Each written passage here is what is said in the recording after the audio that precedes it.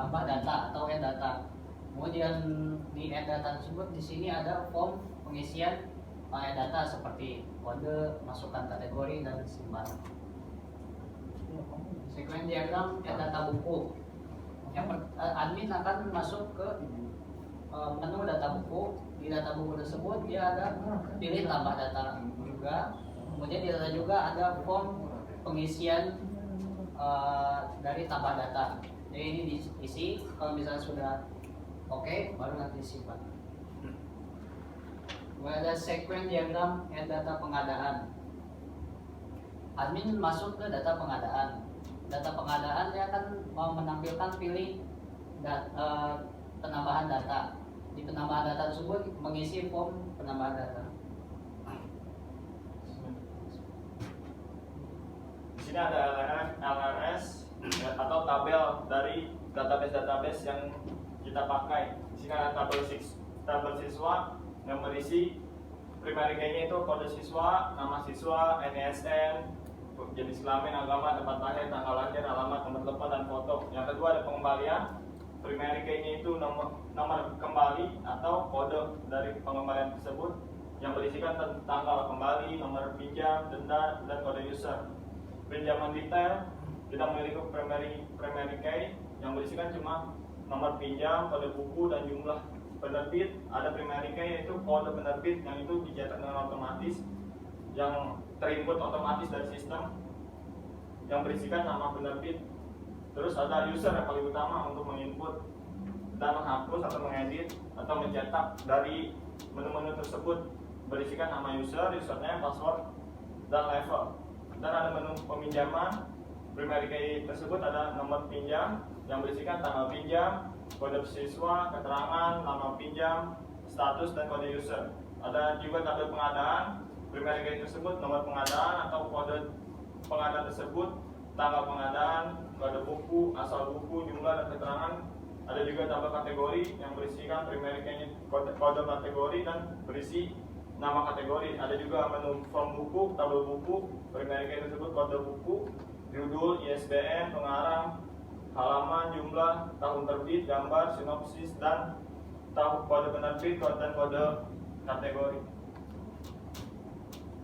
Oke, kesimpulannya adalah berdasarkan dari implementasi dan uji coba, sistem ini sangat friendly user atau sangat mudah digunakan atau dimengerti dan mengefisienkan petugas perpustakaan sekolah untuk membuat laporan perpustakaan.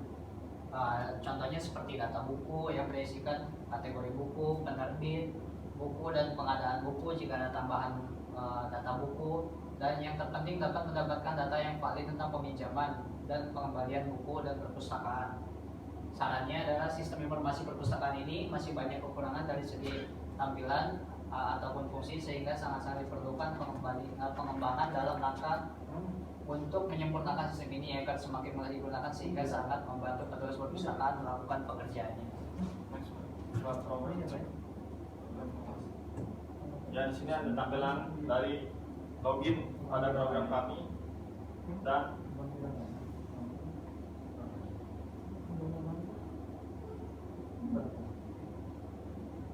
berikut menu pada sistem kepala sekolah tersebut, yaitu berisikan data user.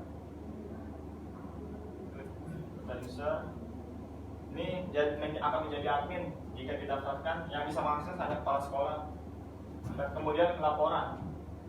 Nah, berikut laporan data user, data penerbit buku, data kategori buku, data buku dan penerbit, laporan data per buku per kategori, laporan data siswa, laporan pengadaan, dan lain-lain.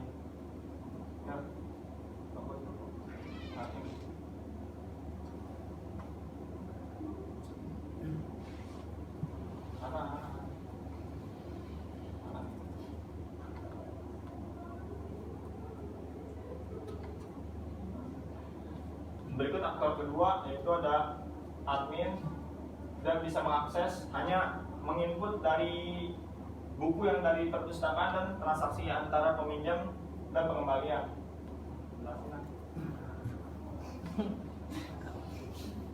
Oke, untuk data penerbit. Nah, ini tampilan dari data penerbit yang tadi sudah dibahas. Di sini ada menu tambah data. Nah, di sini delete atau hapus hapus, kemudian ada edit. Misalkan dari yang nama penerbitnya itu Erlangga, tapi misalkan dia udah tidak digunakan lagi, misal bukunya atau rusak atau gimana, nanti itu bisa dilelet atau mungkin diedit. Nah,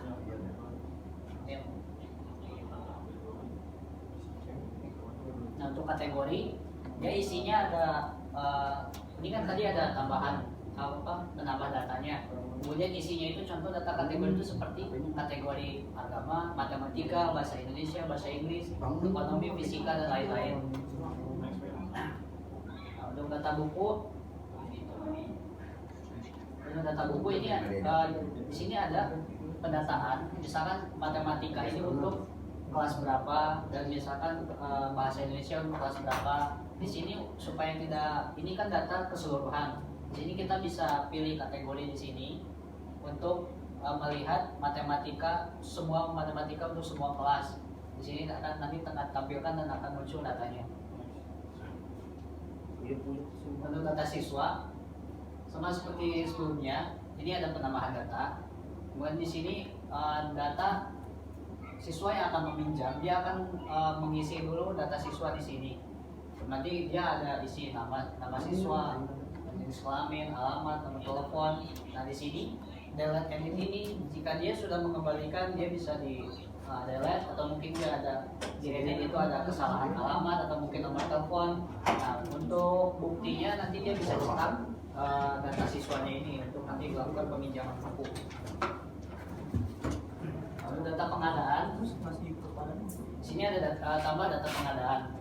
Jadi jika ada buku baru, nah apa itu membeli atau mungkin ada yang menghibahkan, itu nanti diinput data di sini supaya kita tahu buku-buku ini dari mana gitu asalnya. Next. Berikut ada menu tampilan pada menu peminjaman, yaitu berisikan nomor pinjam, tanggal pinjam, siswa, keterangan dan lama pinjam, yaitu berapa hari kita pinjam, kategori, judul buku dan jumlah buku yang akan dipinjam. Next. Kembali. Oke. Kembalian. Dan di sini ada menu pengembalian yang berisikan nomor pinjam, ini terinput otomatis, tanggal pinjam, kode, ini siswa, nama pinjam. Jika telat, klik kembali kan. Jika dia mengembalikan, klik kembali kan. Kembali itu di kanan nih, pojok itu kecetak. Nah, jika dia telat mengembalikan buku, bisa terinput denda. Cuman masalahnya di kita belum ada laporan khusus yang mendetail tentang laporan denda tersebut.